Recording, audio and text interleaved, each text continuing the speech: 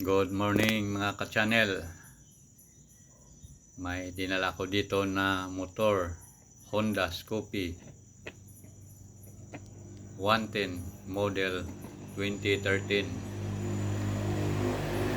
So, tinanggal ko yung takip kasi matigas pag i-kick mo.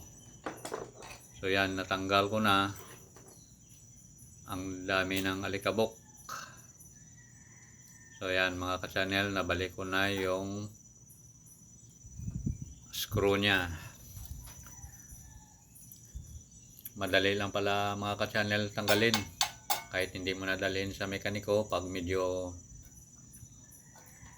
matigas ipadyak yung kick nya, tanggalin mo na kasi medyo marami ng alikabok. So hindi mo na kailangan dalhin pa sa mekaniko. Hindi mo na kailangan maggastos pa pang bayad. Yan, libre, simple lang.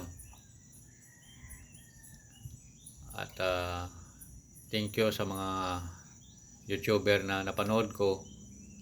Diyan ako kumukuha ng idea kung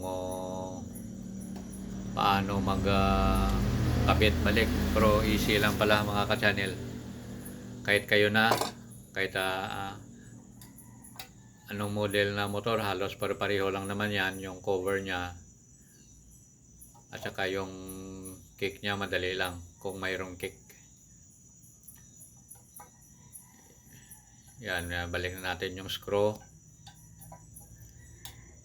Yan, at saka pinalitan ko yan ng bagong karburador. Medyo nahirapan ako na maibalik at mapaandar. Pero malaking tulong yung sa YouTube. Ayan, ibalik na natin. Pinukpok ko na ng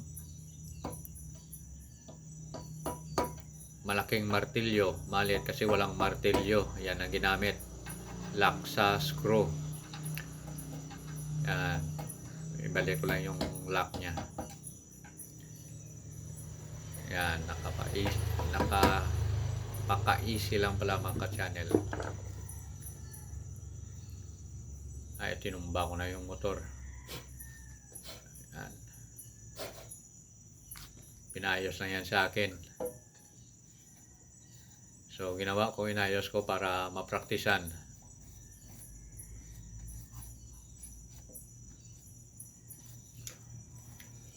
Ayan. Punas muna. Ayan. Bago ikabit. Kahit paano, medyo malinis din naman. Yan. Ang dami alikabok. Yan.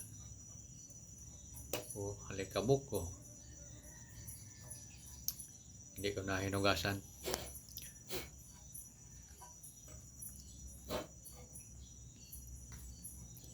Ito na.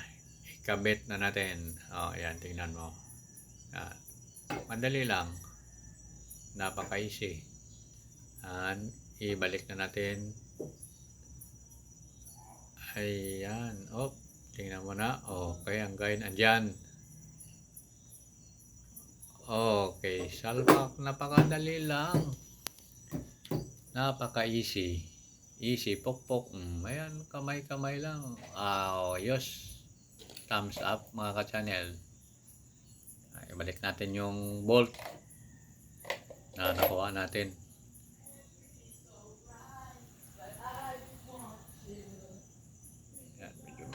May dumi pa. Yan. Matagal na kasi itong nakastack mga almost 3 years na hindi umaandar.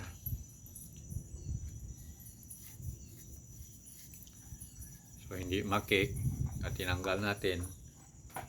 Yan, okay na yan. Maya andar lang kasi pinalitan ng bagong carburetor. Bago carburetor nya. Testing natin mamaya kung andar. Linis muna. Ayos mga ka-channel. Thank you sa panonood.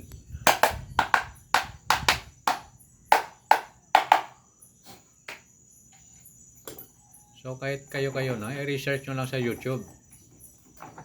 Pwede nyo na gawin kung ano ang trouble ng motor nyo, basta hindi lang sa pinaka main niya talaga na pwede na parang i-overhaul mo na.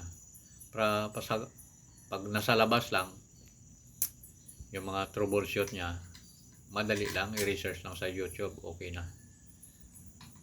So malaking tulong talaga yung mga YouTuber na gumagawa ng mga motor yung mga mekaniko. Hindi mo na kailangan na dalhin pa sa may mekaniko at magastos ng libo-libo. Yan, balikan natin. Napaka-easy lang.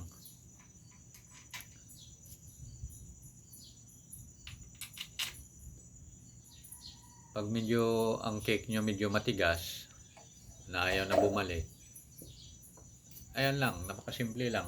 Tanggalin nyo lang at saka kunin yung mga alikabok sa loob.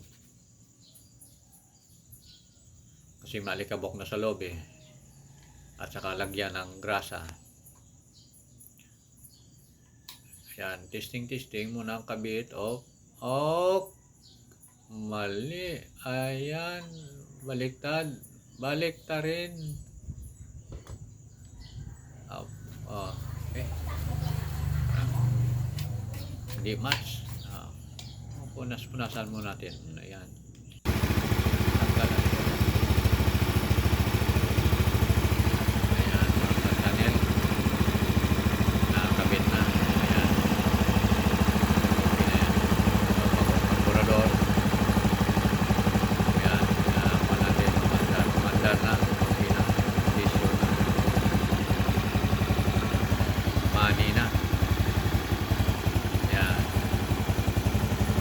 Kabit na. Hindi na. Kabit na. Malambot na yan. Pinadyakan. Manda na ngayon. Ayan.